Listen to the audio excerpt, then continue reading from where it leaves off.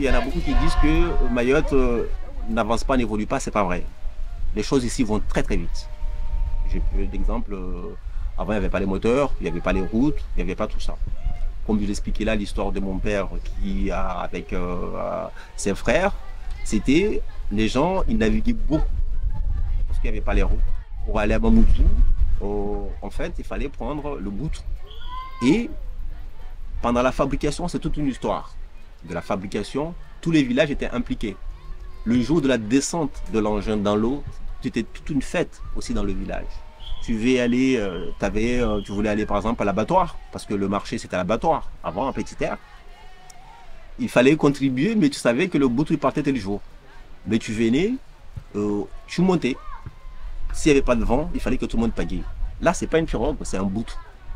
Et là, c'est chargé dedans, dans le boutre, là-dedans, vous allez trouver des corbeilles de charbon, vous allez trouver tout ce qui est chevron, parce que dans le temps aussi, il n'y avait pas les tronçonneuses, mais nos pères dans les champs, c'était les poutres qu'il fallait avec la scie, faire le chevron, tout ça on le charge dedans, tout ce qui est sac de riz, tout ce qui est orange, tout ce qui est mangue, tout ce qui est tout chargé dans le boutre pour aller au marché.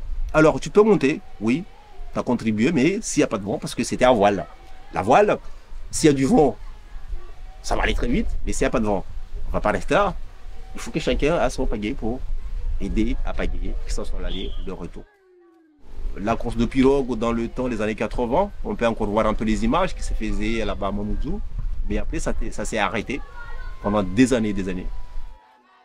Ça fait partie des objectifs du parc marin de faire en fait revivre cette course traditionnelle et donc le parc marin le fait maintenant. Ça fait en 2023 on va faire la 8e édition avec l'association Dakar de Mbini. Donc on organise cet événement en partenariat. Donc c'est une association qui existe depuis 2014, novembre 2014. On a déjà fait 8 éditions de courses de pirogue avec Parc Marin. Cette année, ça sera la 9e édition qui sera le 4 et le 5 novembre 2023. On prend un exemple d'un pêcheur qui a laissé sa pirogue là, qui va le traîner, le mettre à l'eau et qui va les pêcher. Mais quand il va revenir de la pêche, il va falloir qu'il ramène l'outil à l'emplacement qu'il a laissé. Donc là, on a établi le règlement de la course de l'ACA. Ça veut dire que on va aligner les différentes lacas sur la plage. On donne le départ. Les gens vont traîner leur outil dans l'eau. Ils vont naviguer. Et puis quand ils reviennent, il faudrait qu'ils traînent l'outil jusqu'au trait qu'on a laissé.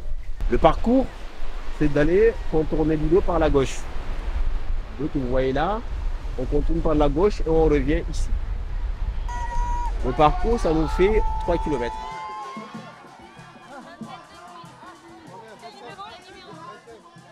On part sur 3 courses et on prend les 3 premiers de chaque course qui vont venir, eux, faire la finale. Et puis l'année dernière, on a organisé en fait, on a vu on a organisé un festival Laka dont la première journée était consacrée à un village des traditions maritimes. Donc on avait pas mal de partenaires qui étaient venus pour montrer tout ce patrimoine maritime de Mayotte. Donc on avait les mamans Chingo, les femmes de Bandélé qui fabriquent le sel qui étaient venues. On avait les femmes qui font la pêche au djarifa. On avait des fondis qui étaient sur place pour montrer comment on fabrique une pirogue. On avait fait aussi une conférence avec les pêcheurs, les fondis pirogues. Et puis pendant 1 heure, donc les gens échangeaient sur la pirogue. Je fais plus le laka. Le dernier que j'ai fait, c'était pas pour le vendre, mais c'était juste pour, comme je vous l'ai dit, en fait, une démonstration pour montrer aux gens comment fabriquer les laka avec M. Mkolo.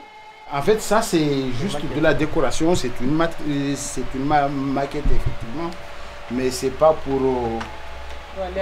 aller à la pêche. Du coup, il y a des travaux qu'on fait d'abord à la campagne, parce qu'on ne peut pas transporter un tronc entier à la maison. Non, ça, on ne peut pas le faire. Du coup, on appelle ça du travail de la campagne. Travail à la campagne. Du coup, ça veut dire on enlève tout ce qu'il y a à l'intérieur, on vide le bois, après on enlève les côtés jusqu'à ce que ça soit transportable. Après les finitions, ça on le faisait souvent au bord de la plage. Maintenant, moi je le ferai ici dans mon atelier parce qu'il y a tout. Il y a à peu près des choses qui arrivent à aider, surtout s'il y a le courant de l'électricité, je veux dire. Moi, je crois vraiment que les choses vont s'avancer parce qu'il y a une grande évolution. Là, maintenant, la coopération, l'échange avec la grande île qui est à côté, parce que Mayotte, Madagascar, tout ceci, c'est la même histoire. Hein, je veux dire, on a des anciens peut-être qui viennent de Madagascar, des anciens qui viennent du Grande Comore, on a des Du coup, si on peut coopérer, pas que sur l'île, mais aussi avoir à côté, je pense qu'il faut avoir des solutions qui vont pouvoir se dégager.